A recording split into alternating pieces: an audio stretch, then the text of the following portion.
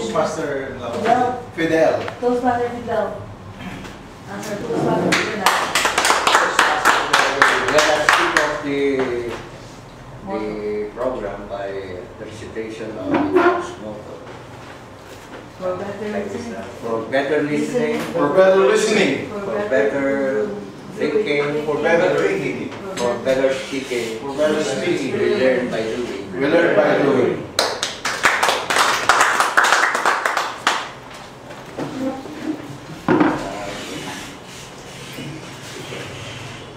Introduce the mayor, perhaps you might want to say something. The president of Metro Dagupan, of the Metro Dagupan Toastmasters Club, Madam Cathy, to call this meeting now into order. I just did. Can you introduce the Toastmaster of the Introduce the Toastmaster. Who's the Toastmaster? Okay. Being the president of this club and being given the role to introduce our Toastmaster for tonight, I'd like to call our able Toastmaster,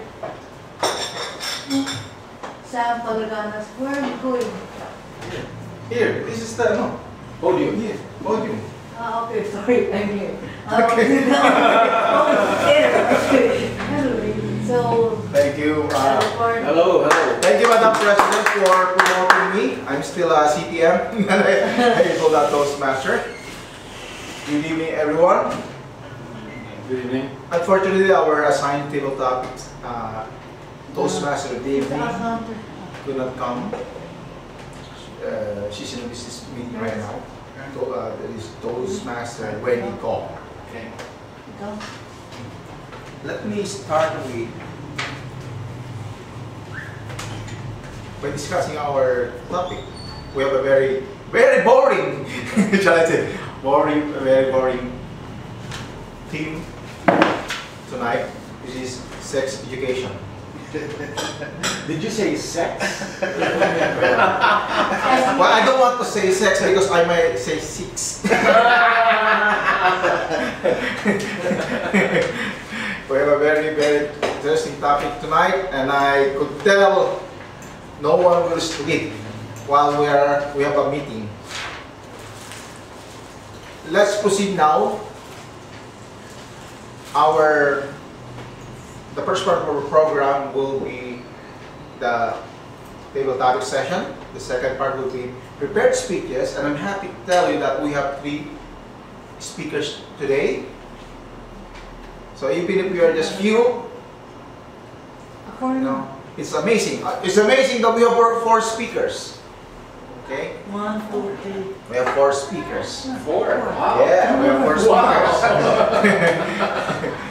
So let's start the ball rolling by proceeding with the table topics session, which is in our program is the most Boring. the funniest part of our program. That's when newcomers usually get their first shock.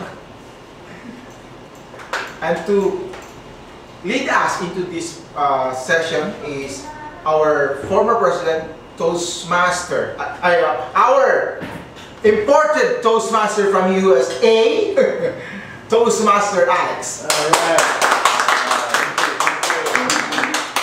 Thank you very much. Thank you, Mr. Toastmaster. Good evening, everyone. Good evening. Sex, or more precisely, sex education. I understand about 6 years ago, there was a move by the Department of Education to introduce sex education into the curriculum of the primary and secondary high schools. What happened? Does anyone know what happened to that? I guess it was not implemented. Was it implemented? It was not implemented. It was not implemented, right? It was shut down. Why was it shut down? Well, that's what we're going to discuss tonight. It galls me no end to have to learn about all the problems that we have socially. For instance, just this weekend I was speaking with a teacher who, because she became pregnant, was compelled to marry her boyfriend of 6 months. This led to an unhappy relationship that lasted for all of 10 years and resulted in 3 more children. So here you have very unhappy. So here you have a woman, age 44, with 3 children, with a man that she loathes. She just despises the bones out of him. And he probably... He had 3, huh? Yes. With that guy. Yes. That's weird. Well, Wendy is here. well, what happened here was, okay. Hello. Hello, Toastmaster. Take a moment here.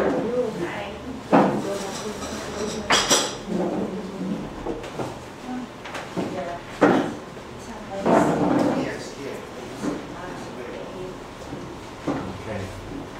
Well, I have a problem with that. I have a problem with the fact that sex education, which is our topic tonight, was not included in the curriculum. And tonight I'd like to explore why. And more importantly, I'd like to provoke all of you to think about it. And I'm going to end with an appeal to all of you. I took the liberty of printing out an opinion written by someone from Opus Dei back in 2017. So this is fairly recent. And this is what he wrote. He entitled this piece, "The Problem with Sex Education." I read through it, and although it was 3 pages long, I was able to identify that he really had only one objection to it. And let me read that. The problem, as I perceive it, is that education about human sexuality is ambivalent. It can be the bearer of 2 values, good and bad. The root of this ambivalence is the nature of human sexuality itself. It is at the same time a physical and natural event, and also a personal and spiritual event. And it so happens that the 2 are united so as to form one reality. If these 2 components are separated, then the so-called sex education does not really become education, but simply information. And as everyone knows, information can be mishandled and can end up with sad and catastrophic consequence. Here we have the negative value of such education. I read through this and I detected a disingenuous approach to the topic. I will make no bones about it. I think that an enlightened population will be able to make better decisions, especially about one so essential to our human nature. How is it that we are able to treat everything with such candor, but when it comes to sexuality, it's as if this was such a big deal? I sense double standards, I sense hypocrisy. So, I looked at some statistics and found that, and I'll have to bring this close, that the plan, for instance, of the Department of Health to distribute condoms, that was met with a lot of disapproval. The concern of these groups is that youth might be further encouraged to engage in premarital sex, since these condoms are an assurance that they can do it safely without the risk of transmitting STDs, sexually transmitted diseases, or getting their partner pregnant. According to the Philippine Statistical Authority, for every 10 Filipinas aged between 15 and 19 years old, one will become pregnant. 10% of all Filipinas between 15 and 19 will become pregnant. 8% will become mothers, and 2% are pregnant with their first child. The DOH says that there were over 30,000 AIDS and HIV cases in the 20-year span between 1984 and 2016. The factors behind these problems are misguided notions that youth have about sex and lack of parental guidance over what is inappropriate. Then it closes by saying that girls are often the ones who pay for the consequences when they get pregnant. We know that. Yes. Their lack of maturity makes them vulnerable when pressured by their boyfriends to have sex, which is what happened to this teacher who I was just talking to.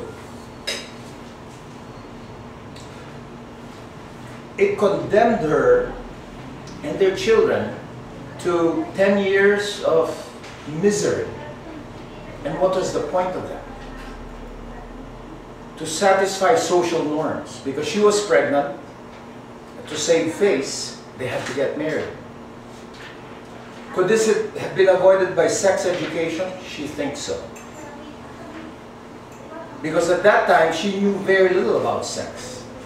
He was trying to practice the withdrawal method, but we know that the withdrawal method is so ineffective. It is sleep. It is sleep, sabi. Okay. So I have a series of questions for you. I'm going to probably ask the same question of several people. I'm going to give you two statements now. I'd like to know which one you more closely agree with. Here's the first statement. Sex education helps people gain the information, skills, and motivation to make healthy decisions about sex and sexuality. Here's the second question. Sex education promotes promiscuity.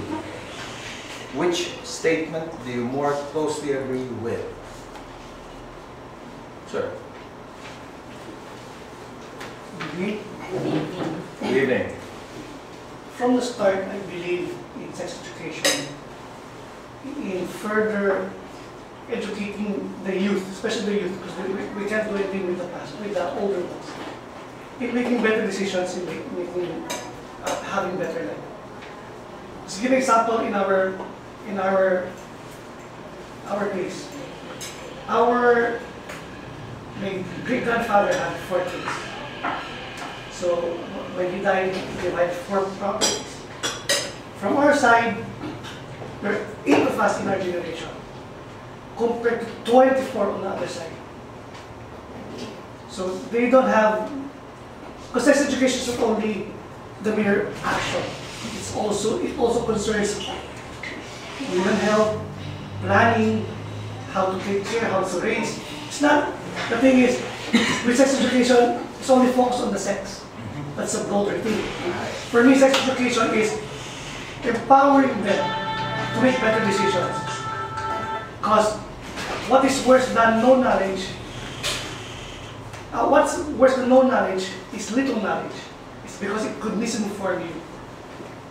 It's like better walk in the dark. If you know it's dark, then you'll be more careful than seeing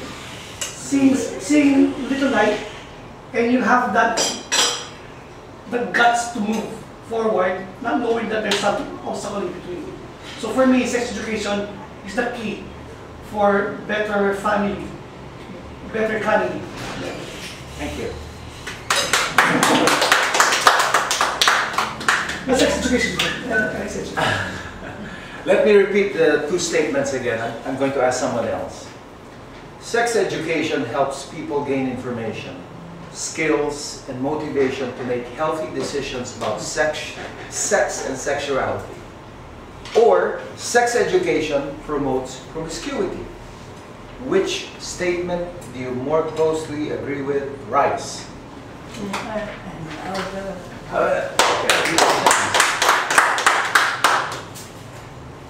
Thank you for that question.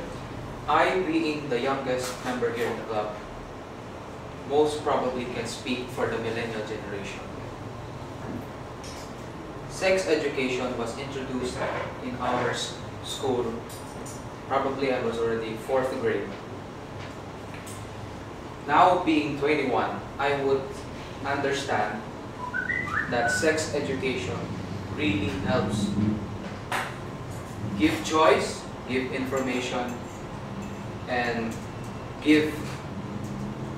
possibly the consequences of doing what is termed to be wrong. For example, giving birth at an early age.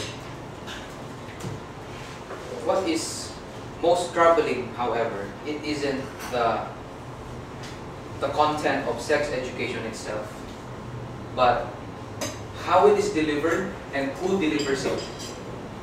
Because in our generation, especially the millennials, our thought is we're just spoon feeders. We just rely on elders to tell us what happens. Now with our culture, the problem with our culture is, you have to admit it is, elders will not talk to you about sex. It is a taboo. Even my father doesn't talk about sex. I'm already 21. Until now, he doesn't talk about sex. I talk 7-Eleven. His father the one Father is listening. Because parents these days might think as, oh my, they might engage in premarital sex. But I tell you, set an example, tell them about the consequences, and let us break the rule that sex education should not be a taboo tradition here in the Philippines. Secondly, is the school education itself. Yes, it provides us a supermarket of ideas, but it doesn't help us decide which of this is the best action. So in overall, yes, I would agree that sex education through our millennials is being disseminated properly. But who gives it? How is it given? May solve our problems that are being thrown at us. Thank you. Thank you.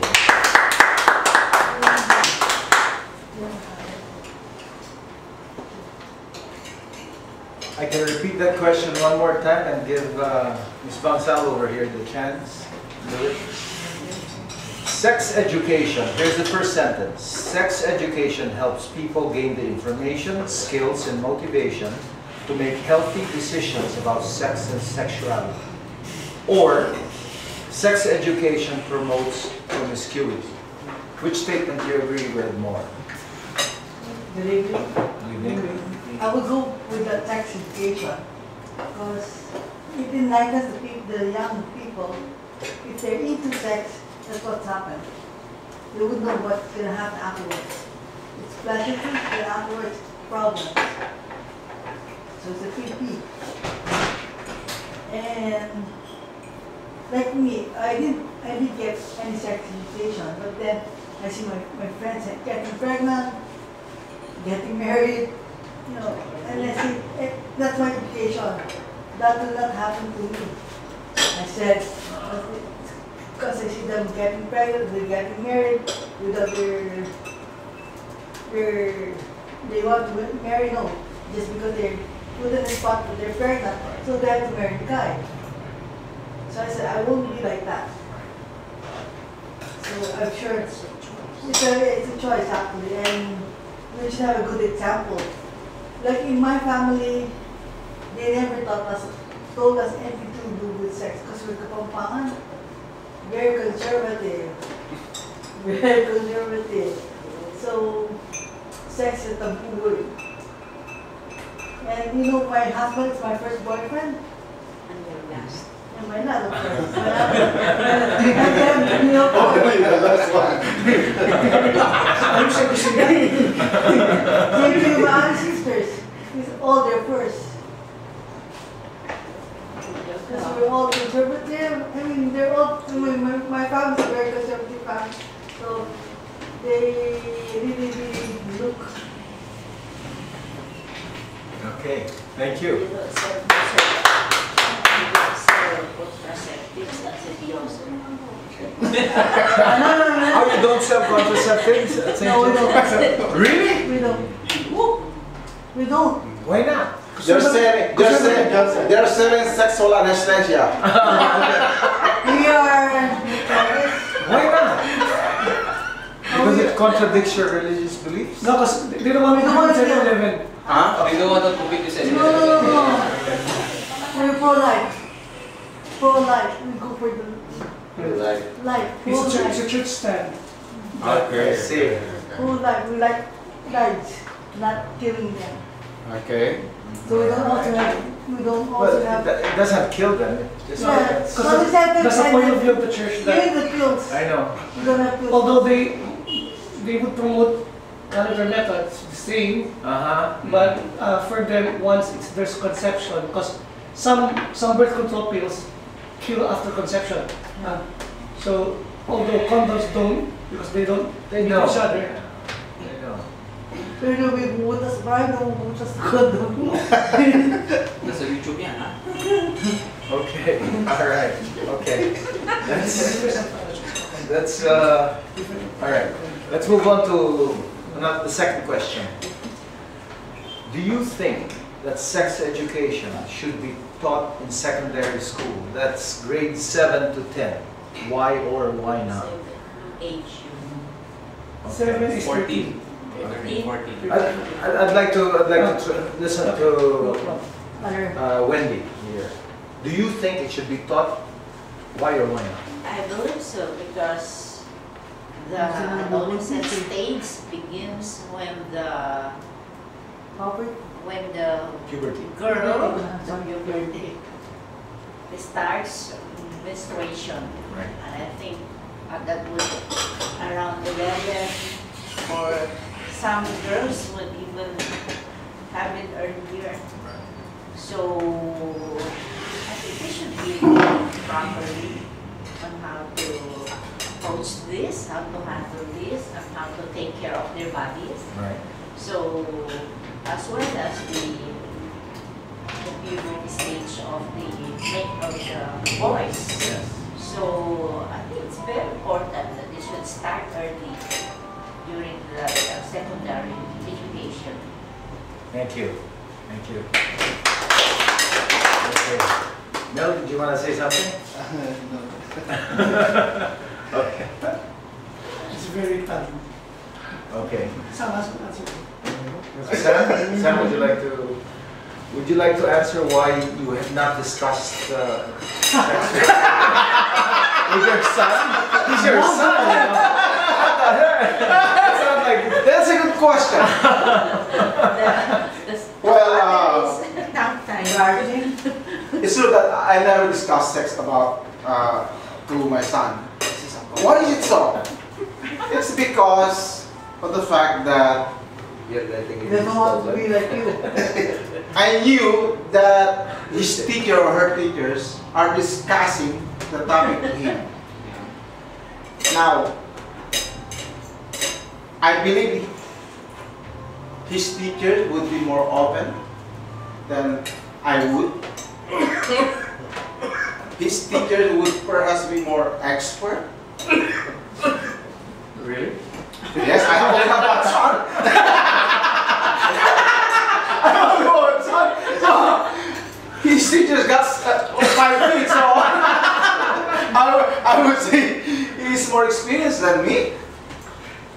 More than that is, I'm guilty. I'm really guilty that I'm kind of ashamed to discuss it with my son. Is it a culture thing? Perhaps. Is it perhaps? Yeah. Is it, because it was not done. It was not discussed by my parents. So it's just a practice. Okay. So perhaps it's just a passing tradition. Now I know.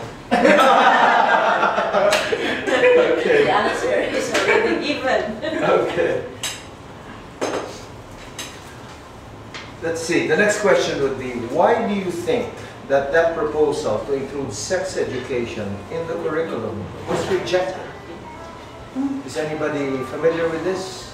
Why do you think it was rejected? Rejected. In the Senate, I remember, as well as within the Department of Education, it was rejected. That's my understanding. I did some quick research this afternoon. I looked it up. It was rejected. There was bureaucratic. It was bureaucratic. Nobody was identified, but you could definitely feel the hand of the church. Yes, yes, in there. The Yes, sir. wood. Yes. I remember there was a law that was passed. It was not rejected. As a matter of fact, It's RHB. it is the RHB. When it was passed, the Catholic Church made a lot of noise. Yeah. Now the question is it being implemented? Yes, it is being implemented. But it is not as radical as indicated in the law. Because I believe in the law, it should be, like the contraception, should be handed over to the poor families free. And the thing is not being done. The question is, am I in favor of the law? Yes, I am in favor of the law. I believe the government should distribute the contraceptives free to the poor people. Well, a lot of people were saying perhaps it's against the religion. Well, perhaps yes, but you know, if you are intelligent people, if you're a responsible person, you should try to teach people or influence people that there's something good to be gotten from using contraceptives. Again, the contraception is not the RH law is not really about abortion. It's not about reduction. It's not even reduction. The law says it is promoting that when you plan your family, it should be according to your capacity, financial capacity. That's mean if you are a millionaire, you could have 10, right? But if you're poor and you could hardly support yourself, I really should at least have one. That's what the law says. It doesn't say. I guess there was this article of Sister Manansala, the former dean of Scholastica, and she was saying the RH law is not about abortion; it's a responsible parenting. That statement came from a Remember the clergy. You're right. Thank you, thank you. Okay. Now, the next question is, what benefits do you think sex education will bring? On the other hand, what undesirable outcomes from teaching sex to our youth may result? Mel, can we hear from you, please? What benefits do you think sex education will bring? I think the benefits, it will make the person to be more mature in doing the sex without any proper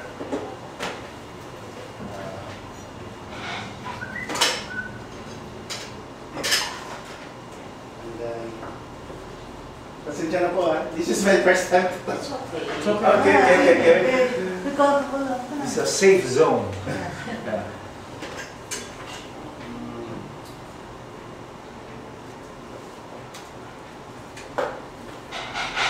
Again, the question is, What benefits do you think sex education will bring?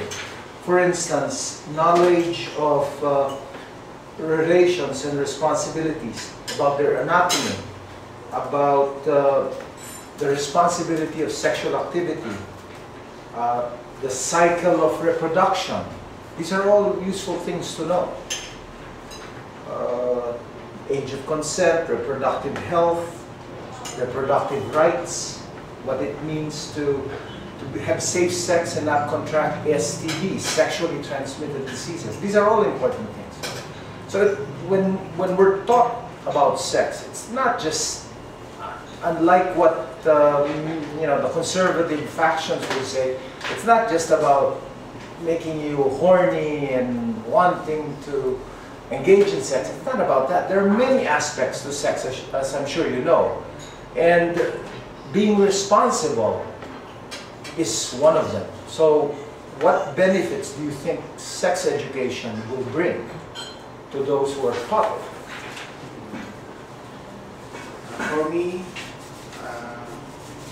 maybe it will help the person to realize that it's not the right time to do the sexual thing because they're not responsible enough and they cannot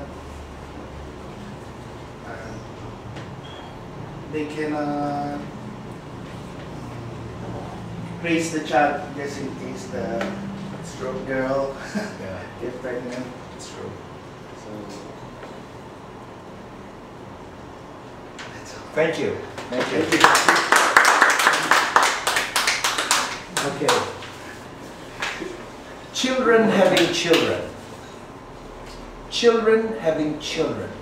That's an all too familiar situation that arises in our society today as well as in the past.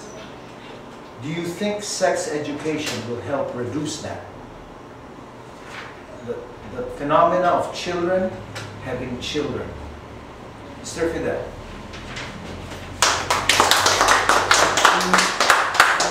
That ironic reality about children begetting children and become a prevailing circumstance in the national scene. And so by sex education we can inculcate in the minds of the youngsters that it is not the appropriate time for them to do that because it's too premature and irresponsible to do that. Discussing them with the repercussions of rearing children, begetting children, may serve as a warning sign for them to shy away from all of those things.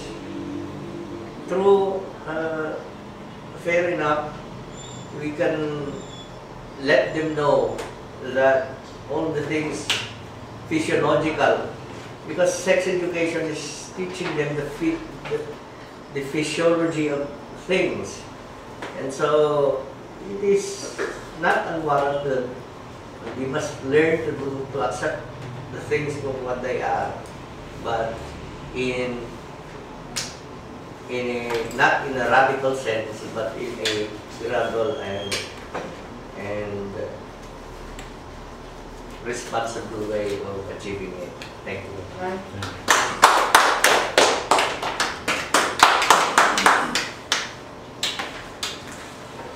Finally, what can we do as Toastmasters and concerned citizens to correct this ongoing, slow-motion, intergenerational tragedy? That's what I call it. It's ongoing, it's happening in slow motion, and it crosses generations. But it's a tragedy, in my opinion. What do you think we can do about it? On my part, the whole simple way, kasi I was shopping the mall. Every time I encounter youth, I would give them my 2 cents about it. Telling them, especially after knowing their religious background, telling them that there's option. The church even has their own option of family planning. So it caters to everyone. Okay. Number one, number two, I tell them that it's for them to learn, not for them to exploit. Right now, we are against something strong, something powerful, the internet, where they get information that are unguarded. 10, 15 years ago, the age of enlightenment for sex was 12. Now it's 5 and 6. Okay. So how do we battle it? By going head on head with false information. We're teaching them, because the whole time I've been discussing with teens, I heard a lot of crazy methods. There's even the quartal method. I heard that. Okay. Quartal method, not drink, you inserted them as a contraceptive, which has no medical truthfulness in it. Or jumping after. Okay. That leads them to dive into it unguarded. It's rather teach them how to do it properly, because they will be going on their own. I don't believe in handing condoms. Go to the barangay, they will give you contraceptives. They will inject for free. That way they would monitor who's married or who's not. They don't allow it to be done for promiscuous ways. Number two, educating them on my own. Since I don't see myself at that old, so I'm trying to let them feel that I could relate with them. So I don't try to preach. I don't try to be preachy, but try to lower to their level. Because I know they can't go to our level. That's our way to go to their level and walk the walk, talk the talk. Thank you. How about one final word from our millennial over here concerning that?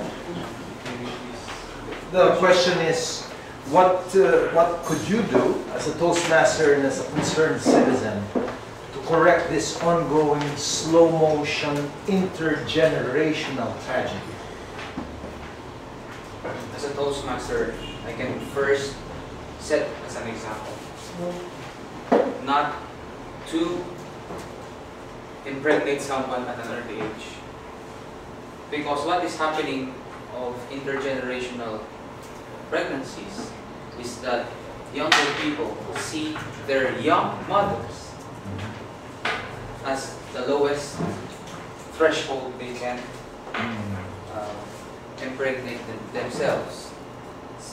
Second, as a Toastmaster, we can use our voice. We can use YouTube, we can use social media, we can use the current media that teens are using to somehow sway them into not performing, even not perform, we just even give them ideas. We don't even have to sway them into doing this and doing that. What is important is we give all the possible information to them. It is for them to decide what supermarket of ideas to give them. But as Toastmasters, I'm sure we can sway them to a certain area where pregnancy at an early age has some of its disadvantages. Thank you. It can be a project of the clubs. It can be a project of the club that they go to schools and give talks. That's a good idea. Because they can say, we don't want to use that. You see, in the radio, they can turn it off and go to another station, we're talking the radio. And then, it can make you have so many ways to avoid listening. But if you're there in front of you, They can't do that unless they get out of this bathroom. I'll join that, Madam President. I'll go. And that concludes our table topics for tonight. Mr. Toastmaster? Thank you, Table Topics Master. Thank you. That's how to do the Very nice. Thank you. conducting Table Topics Master. If you notice, we have discussed in length, in deeply, the theme or the topic of the night. Okay? It was not just a simple question. There is a follow-up question. So let's give another round of applause to our Table Topics Master. Now let's proceed now to our prepared speeches. And the our first speaker is going to deliver his speech number 2, which is organizer speech. No, this is the second, right? Is this your first? I thought you were supposed to get it first. Okay. This is your first speech. Okay. This is an icebreaker speech. He's the newest member of our club. Yeah. Yeah. The president of Rotary Club of Malacan. Please help me welcome Master Mel.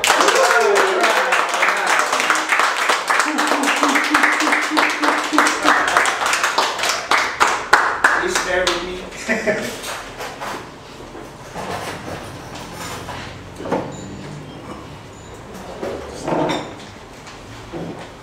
Good evening, everyone. Good evening. My speech for tonight is I stayed in Sofitel and I survived the attack from the resort.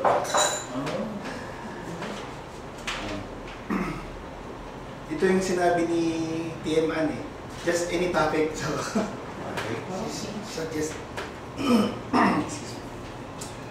we went to Manila on May 31, 2017 for a short vacation at Sofitel Hotel in Pasay. We roamed around Manila on the first day. We had a dinner at Chinese restaurant in Resorts World. After which we went down to the lobby and looked around at the boutiques and bought some ice cream. The next day, we opted to stay at the Sofitel for the whole day and night.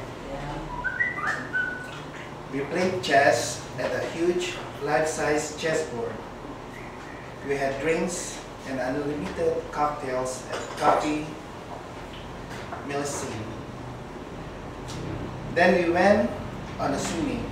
The next morning, we were surprised to learn about the commotion and fire at the Resorts World, Manila on the night of June 1. Listening about the blast that happened gave me jitter, how close we had been in tragedy. I couldn't imagine any more worse that could happen to me. More so, I with my wife and son. I'm also thankful to the Lord that He didn't allow us to be in the wrong place and at the wrong time. I sympathize all the innocent lives taken was that day. May they rest in peace. With this incident, I have learned the importance of being attentive to fire exits, particularly when we are inside small cinemas, buildings, etc. Thank you. Thank you.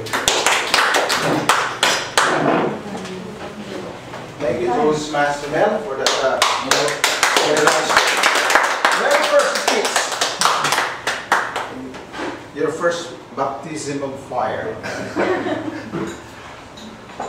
Now we'll go to our second speech. Okay. Later.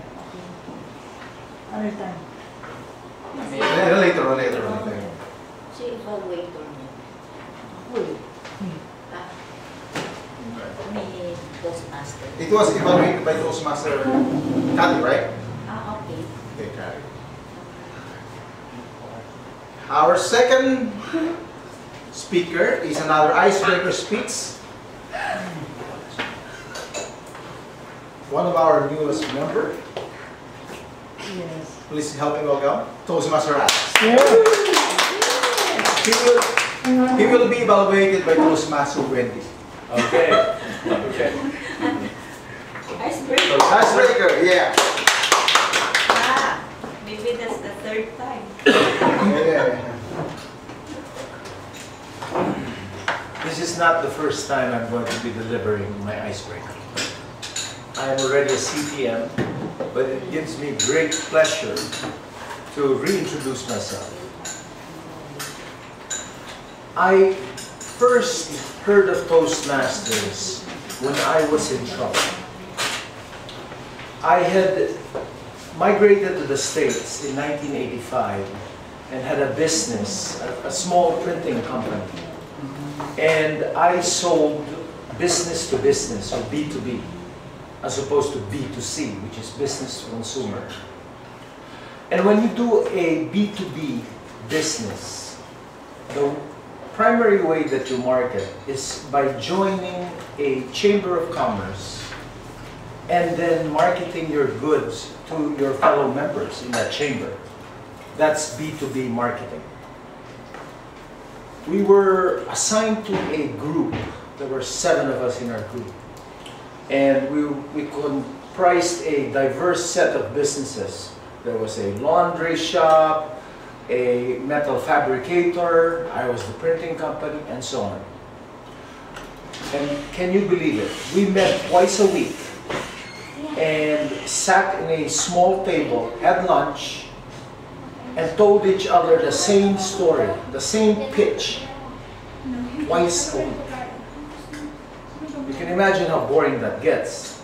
So boring, in fact, that you think you can just, say your speech without even thinking about it. That's what I thought. And then 2 months into my membership, I had a bad day at the office. I went to lunch, attended the meeting with my fellow Chamber of Commerce members, and I had a total blackout. I stammered, I stuttered, I couldn't say what I wanted to say. And I had said this about 15 times already in the last 2 months. After that epic meltdown, I contacted the director of membership of the Chamber of Commerce that I belong to. And I said, Joe, you witnessed what happened. He was there. What do you suggest I do? I was so disheartened. And he said to me, have you ever heard of Toastmasters? I said, nope. So he set me up and I went. This was before the internet. I went. And like Mel over there, I felt a lot of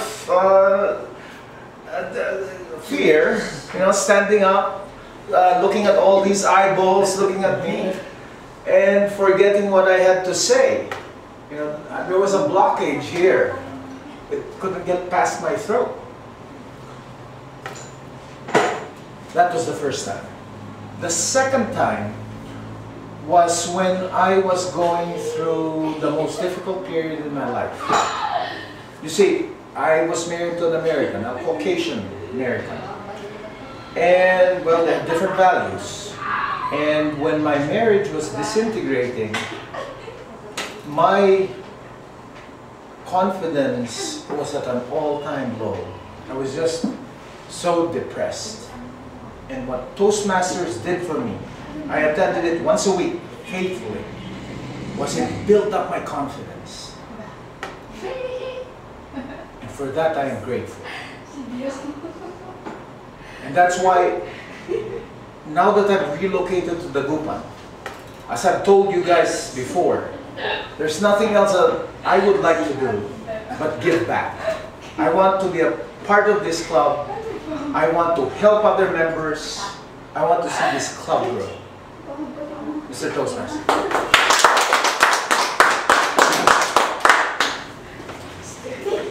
That's the best icebreaker I've ever seen in this club. So far. Well, they say third time's a charm.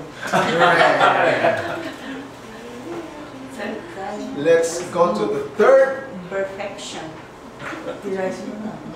Well, I tell you, this is a coincidence. Someone will deliver his giving, An award. giving an award. Special speech. And also, there's another accepting the award. Okay? And what is good about it is the recipient of the award is the same person who will accept the, who will deliver the award. Double project. Double project, man. Yeah. So, our next speaker is a person who is very smart. Of course, like his dad. Agree. Like his dad. The person who perhaps one of the reasons why I lasted this long in Toastmaster is to wait for him so he will become a Toastmaster himself. Please welcome Toastmaster Rhys. All right.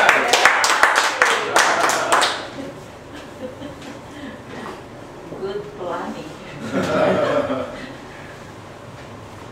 You wait for my next kid to be the Toastmaster. But with no sex education.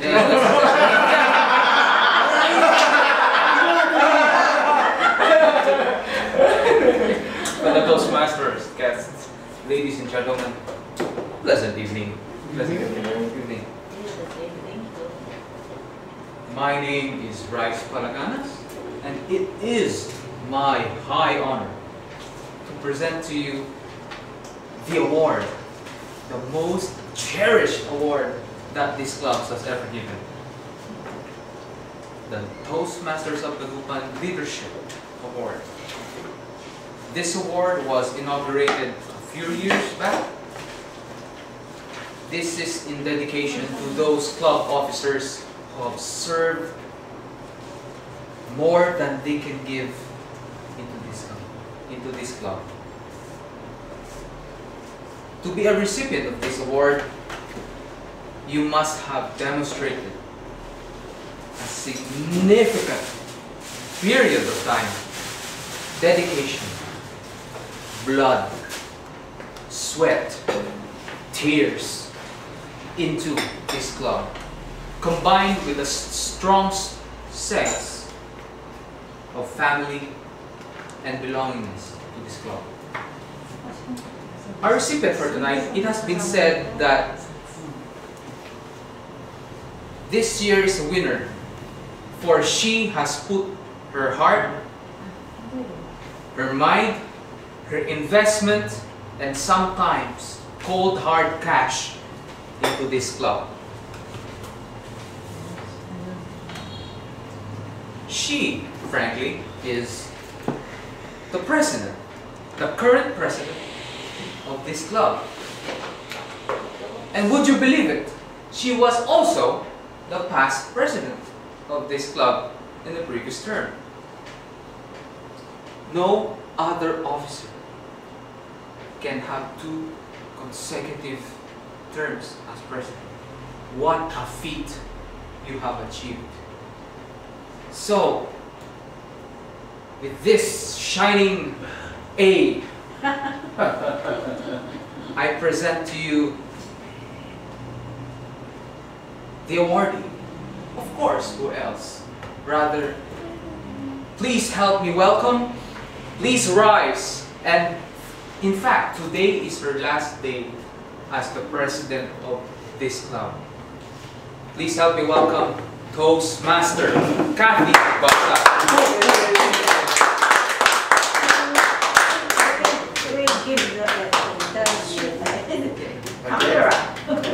There's a video. There's a video. Ah, okay.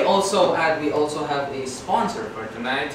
came from Vladimir Putin. Vodka for you. I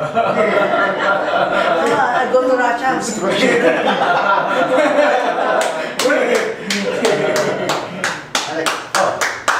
Yeah. Hi. Hello. Okay. I go to Russia. Okay. I'm very soon now to go to Russia. Now this starts your speech. You may start all your Oh, speech. then. What's other Accepting the award? Accepting the award. No, they just told me yesterday that I'll be a speaker. That's okay. I was absent. Good evening, Toastmasters. In the year 2012, I became the president of the Inner Club of Dagupan, the mother club, as we have 5 clubs here. It is a civic club and the counterpart of the Rotary Club. The men's club. The Inner Club is for ladies. The main purpose of this club is for the city community well-being. You, the environment, the school, everything, that's our concern. Like also the livelihood. Like a fisherman depends on the sea for their livelihood.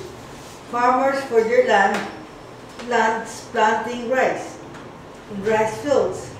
We have corns, vegetables, chicken and poultry farm, piggery, raising cows. Can you name some? Give me something. You have any? Since I'm in the medical field, I received an award for being the best club in community service for various health projects. You know that my family is in the pharmacy business. Every month, we give health projects like flu vaccines in most afflicted barangays, anti-TB vaccines, medical missions with doctors and dentists, together with the medicines necessary, feeding programs to infants and elders, giving infant milk and unlean for the elders, milk for 40s and up, that's the unlean, giving rice, canned goods, clothing to disaster areas, as that time we had disasters, typhoons, epidemic, floods. So I received this award dated July 6, 2012 at Makati Shangri-La in Ayala Avenue, Makati City. With that award, I was again called to receive another award, the best club in membership growth. That's my forte. Because we were all females then, all ages at that time, and I did not disappoint them as they want to re-elect me as president, second term. But I declined as my son was rushed to the hospital for dengue and have to fix my son's school papers for his absence. Rushed here and then. With this award, I am a fulfilled woman in terms of giving service to all. Great honor and distinction for my efforts. Good evening. Thank you.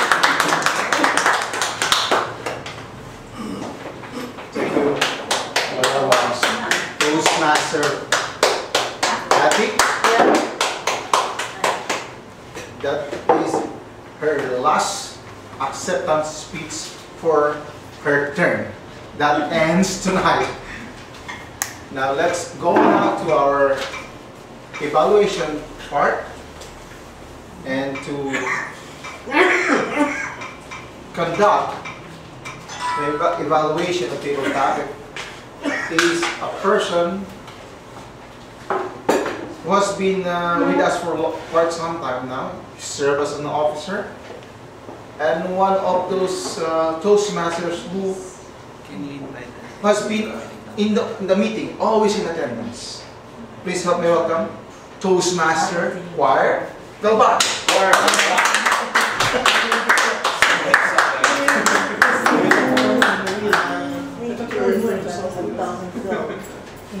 remain and here to evaluate the table topic speakers.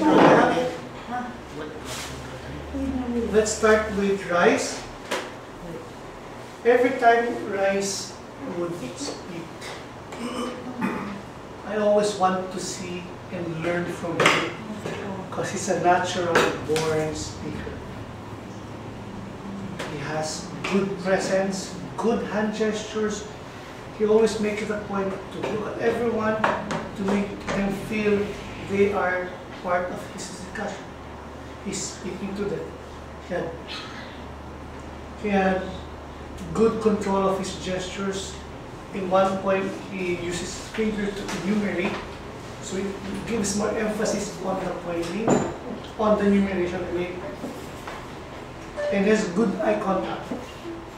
What I could suggest to him is to lessen the time he's looking at the floor, thinking, because it gives the viewer a sense of him looking for something that's lost. So if maybe he could just scan around if he's thinking of something else, but not on the floor. Or maybe because he has his codec on the floor, maybe that's why. Next we have Cathy. With his table topics speech, she spoke from her experience when she was raised, when they were raised. She gave us story examples of how they were brought up. So she had good, because when you talk about your experience, there's no one can contest that. So if you give examples about yourself, not unless you're talking about yourself and your family and one family members there, they could contest it. But if you're talking about yourself, your experience, no one can contest about that. Also with Wendy, she also pointed out her stand on the topic. She always has good voice regulation. The way she speaks, she's speaking as if she's talking directly to you, and not as someone you just hear her, you listen to her. Now with Sam went straight to the point. What I love about Sam is there's never a boring time when he speaks. He's always very lively, and his laughter is the loudest among everyone else, which makes you want to laugh even if you don't understand. Although I understand, that's how contaminating his laughter is. He got excited, which made him stutter sometimes when he's so excited. I stammer also, but his level of stuttering was way beyond my stuttering level. It wanted to come out, so made him stutter. Maybe if he would slow down a little bit, maybe it could flow. But overall, my goodness, it's always such a laughter. With Mel, his delivery is fine. He jumped to the topic, which made us think he's brave, he's bold, and he knows what he's saying, which made us listen more. Although she stammered, he got lost in his topic. He was able to regain it and made us believe him. It's a good for a first timer. With Tito Fidel, he never failed to enlighten us with his opinion about the topic, on how he, as usual, makes us want to hear from him every time, because he speaks of authority. Every time he speaks, even if you don't believe, it makes you believe. He's a very good convincer. That's how good he is. Every time he speaks, it is very, like I said, authoritative. It's with and say it plainly because I can't compare to his very broad vocabulary. It's very good. No, it's very, very good. Okay, that's my evaluation for tonight.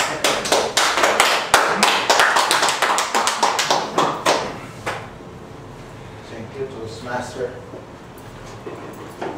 Choir, for that very depth evaluation. Let's now proceed to the evaluation of prepared speeches. Our next speaker is the Toastmasters who lead us for 2 years. For 2 years. Please help me welcome our Toastmaster Cathy. For a start, to stand here is really brave. First time you can stand here and speak, it's really something new. I congratulate you for that power you have there. And you know, like you said, any topic will do.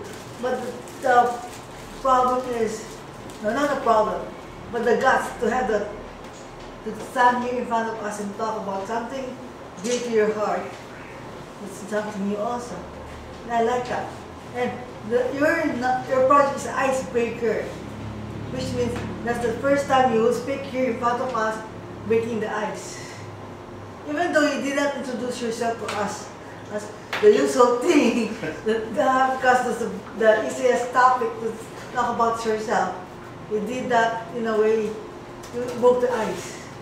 So, like what Anne said, any topic will do, and you did well. Congratulations.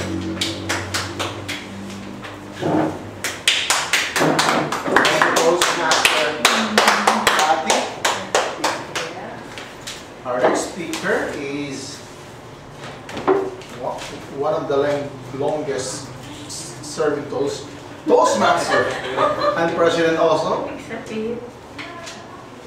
She's so dedicated. She came all the way from La Union just to attend Toastmaster, and she never fails to attend. Please help me welcome Toastmaster Wendy.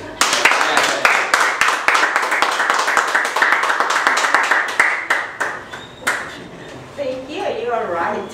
I cannot afford to miss this meeting for a very long period of time. That's why I rushed. Telling my driver to Fly a little bit. but I got nervous. My task this evening is to evaluate the delivery of the speech project number 1 of Toastmaster Alex. Although I believe that he has already delivered this for several times or 3 times already. But just to inform, especially Mel, about this speech project, it is supposed to be delivered to initially introduce yourself to the club so that we shall be knowing you, and it is usually delivered in 4 to 6 minutes. When I delivered this speech in front of the La Union Executive Toastmasters Club in 1993, I think, I was very, very nervous. That's why my evaluator failed me and suggested to deliver the same speech during the next meeting because of that super nervousness on my part. So, Toastmaster Alex, I've been wondering where you have been, because your intonation, your accent is really Americanized. So I got to learn this evening that you migrated to the United States with the purpose of earning a living via printing activity, okay, or business. In 1985, now I've learned that you married or you got a partner, a Caucasian partner, but I failed to learn whether you got a child or not. 3. Oh, so you failed to tell that to us. I was waiting. That's why I felt bitin. Then what else? I want to know why you returned to. Is it really the Dagupan was your First choice. No, I mean where you were born? No. Okay. No, I just decided to live here because I like the environment. So Bagoong. He likes the smell. this is one of the information that I would like to know, because I'm also wondering why you left the United States, wherein many Filipinos are longing to go to the United States to experience that American dream. So that's one of the questions in my mind why you went to, or you came over to the Philippines. But anyway, I guess I should be talking more to you to learn what are your other purposes in going to the Philippines. Okay. So congratulations, thank you for giving us a bit of your life. So good evening, fellow Toastmasters.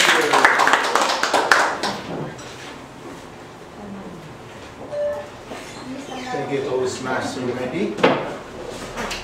Our next evaluator will evaluate Toastmasters for his speech. I just given him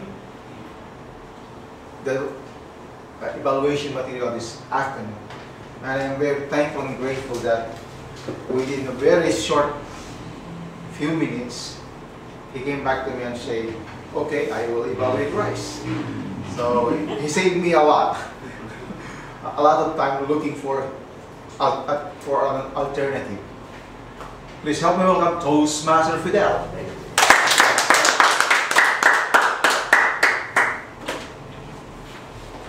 Fellow Toastmasters, when Sam texted me that I will be the one to evaluate Rhys Palaganas here, I felt a deep sense of gratitude as well as an honor to evaluate the enfant terrible of Melchor Ros.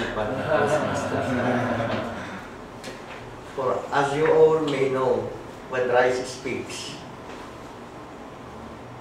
she always never fails to make me transfix and observe intently and listen to him speak so eloquently. What he delivered today may be as simple as a speech awarding someone or befitting an honor, but the beauty, the compelling message he delivered was greater than life itself. He made it appear that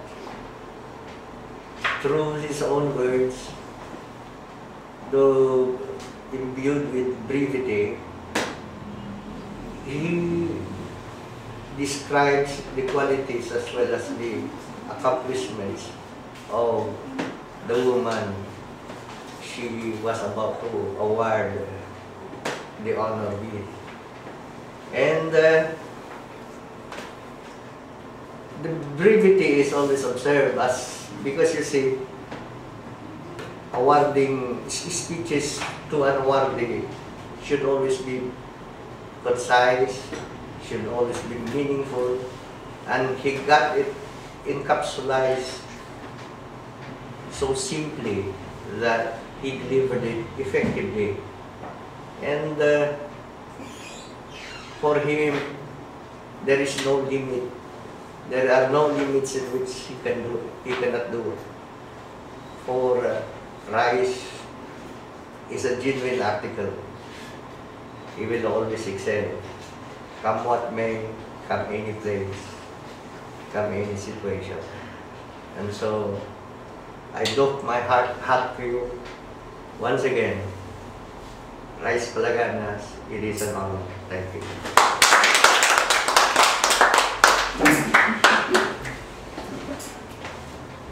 Thank you, Toastmaster Fidel, for that very nice evaluation. Now let's go now to the evaluation of Toastmasters Cathy acceptance speech. And I will do the honor of evaluating her. First, when you are part of an organization that gives an award to someone, what are things we're looking for? Well, did the recipient display great Gratitude. felt honored? And certainly, Toastmaster Cathy made us feel that he is greatly honored to receive that award. We also felt that gratitude. So our gratitude. I also like the fact that she was so comfortable. I did not sense any nervousness. And I like it because of the fact that, you know, there are so many recipients of an award that they were too enthusiastically. They're over the top when it comes to expressing their emotion. And that is not very appropriate in a formal situation. She also spoke very clearly. Very clearly. Now, I observed certain points for improvement.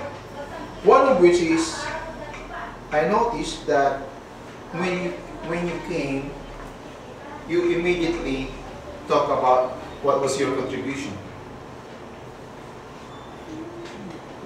When the award was given, it presupposes that the entire membership knew what did you contribute. And when you try to list again your accomplishment, your sacrifices, somehow it sounded like a valedictory address to me. It sounded like a valedictory address. It seems to me you were justifying the word, and it did not come across as kind of a sign of graciousness. I suggest that once you again accept an award, just try to show your, you felt honored and gratitude, and do not again add up or try to justify the award that was given to you. Another point is, I believe it would be better if you somehow make an outline of your speech. What happened was, you were fixated to your device, that there was no engagement with you and the audience. You were not even looking at them. And it came very dry. Other than that, the way you spoke was very clear. You expressed your gratitude, you expressed that you were honored. Those are the important things that should be communicated to the audience and to the organizer. And you did it well, Toastmaster Cathy. Another round of applause. Thank you, sir. Well, wait, anong title ko niyan? Accepting. Hindi, yung CTM na ang dami, ATM something like AC. You're still CC. CC pa rin naman. Can we have the time report, Toastmaster Ros? There's an ATM, you charge of the food. And the grammarian, if you may. Sure. For my role as timer, for table topics, I'm so happy to report everyone qualified for table Wow, topics. thank you. Already.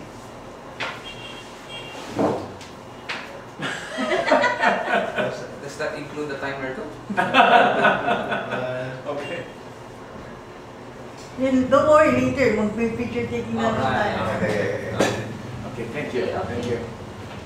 Now, when it comes to prepared speeches, Other time ako.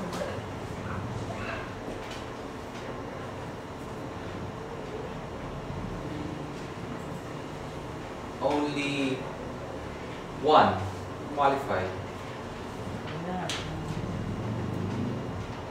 It's so difficult to announce it, but it's only I who qualified.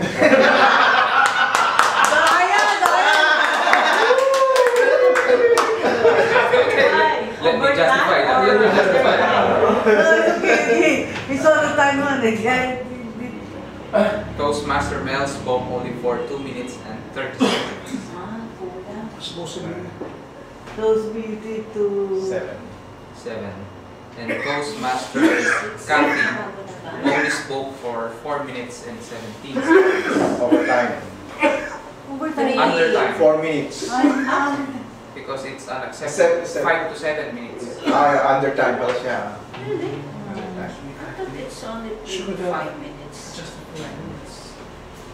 In the evaluations part, I'm not really that strict, but for the sake of record, everyone overtime. Now for speech, as the grammarian, basically I just only have the 2 rooms for improvement. The use of pronouns, he and she. You try almost, I would say, 2 persons. Know thyself. Interchange he and she. Yeah. No, We noticed that. And the use of future tense and mix of past tense. Should be consistent. So you should be always consistent. That's my areas for improvement for all. Other than that, it is a great meeting. And now Thank you, Toastmaster Ros. Let's now listen to the general evaluation and listen attentively so we will improve our meeting next time. Toastmaster Fidel is our general evaluator.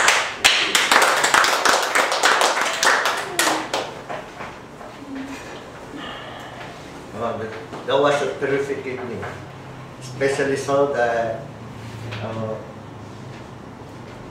Alex Pronove here of Table Topics was at his best, at his element, when he whipped up a storm, posing so many difficult and challenging questions about sex education. But one thing I can add is that the stiff opposition came from the Catholic Church, for that matter. Of course, we cannot be as popish as the Pope, or we cannot be holier than that. Because you see, the Arts Bill and all its implements are well designed for our betterment. And so, in his last question, he asked what a Toastmaster can do about it to promote and it is my suggestion that we involve a lot of people in speaking contests, discussing our argumentation and debate on the pros and cons of sex education, and that will be properly ventilated by no less than Toastmasters Club. And that would be a splendid idea, I think. Alex here did, and I'm proud to be a member, a front brother of Alex Hoover Pronove here, whom I discovered in Facebook, was a member of the Alpha Phi Omega fraternity Untitled Chapter. I'm also a brother, Alpha Phi Chapter. And also, he was he is still a great chess player like me. And we hope to settle that someday.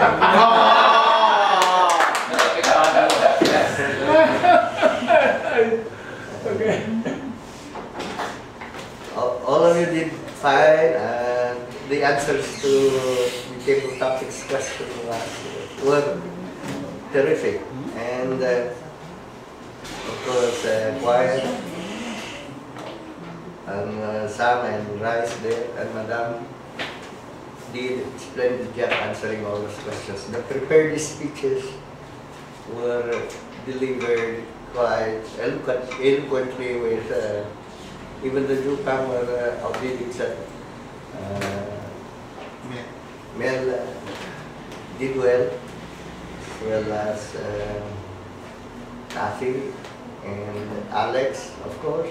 About Should be. He should be. and of course, choir. Choir is. I never get tired of listening to choir. Right. We look the same now. Bobo pala ako.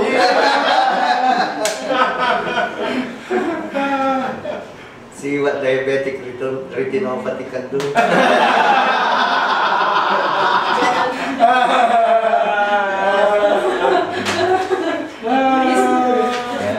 That was a terrific evening. I hope we can get along with a lot of attendees comes next meeting. Thank you very much.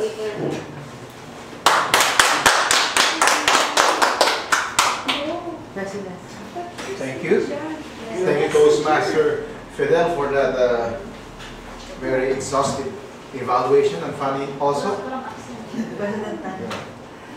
Well, we have a very nice team tonight. Very good meeting. I want to add about our team tonight. Please. The question is, what would be my contribution as Toastmasters in promoting sex education? One thing I noticed about the RH field, this is supposed to be a sex education, and somehow it focuses on reduction. But there are certain segments of society, I for one, was not bombarded with that information that you guys need to hurry up, create another child. Get late. Okay? Especially the OFW. There are so many OFW who could not bear a child. Why? Because they've been working there, they're focused on their work, and one thing lead to another, they forget to Have sex. procreate. they don't forget it, but the thing is, they forget that there's a limit. Chronologically, there's a limit. So from time to time, when I meet an OFW who is a single, especially a women, I always remind her that bear in mind that in this certain age, you need to have a child. So you would have something kind of, your life would have a meaning. I always say that to them. Another, shall I say, target audience that I keep preaching are my poor neighbors. I always tell them, guys, there's contraceptives, many contraceptives in our barangay hall. Okay? Our government paid for that.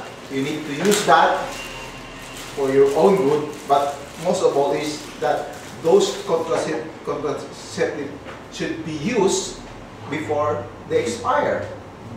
And there was a news that there were so many contraceptives that expired, and that is a waste of money. You know? Another thing, another strategy that I use is I scare people. I scared, you know, people are somehow, when you scare people, it is effective. So I always bring up the issue of when you have many kids, there's a big correlation that you will become poor. And I always tell them, huwag kayong sa Tagalog dyan is, they call it man, kung may sakit ka, huwag kayong, kung poor ka na, huwag ka na uling magpapapoor. I mean, sa Aricolis one, there is a term for that in Tagalog. Huwag don't infect someone. Parang in Tagalog yan, don't infect someone with your, with the kind of living you have. Yun yung sinasabi ko lang. Okay? But, again, sex education is good. And I want to emphasize, the RH bill does not promote abortion. Does not promote abortion. Those people who are telling that is just can be compared to fake news.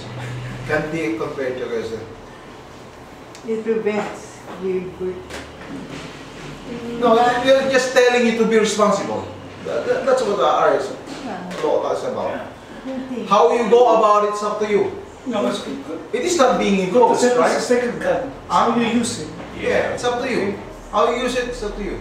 It's women's empowerment. It's a women's empowerment. And the good thing about it is, you know, sometimes we guys should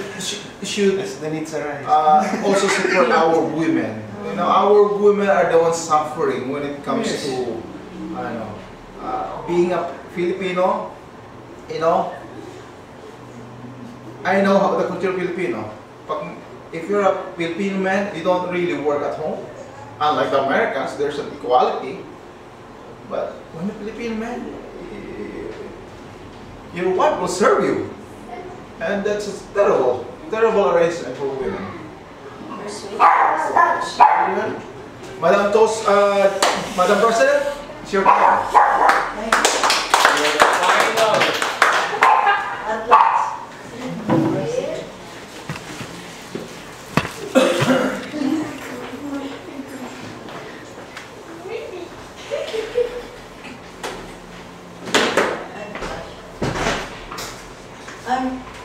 Excuse me, hearing me again.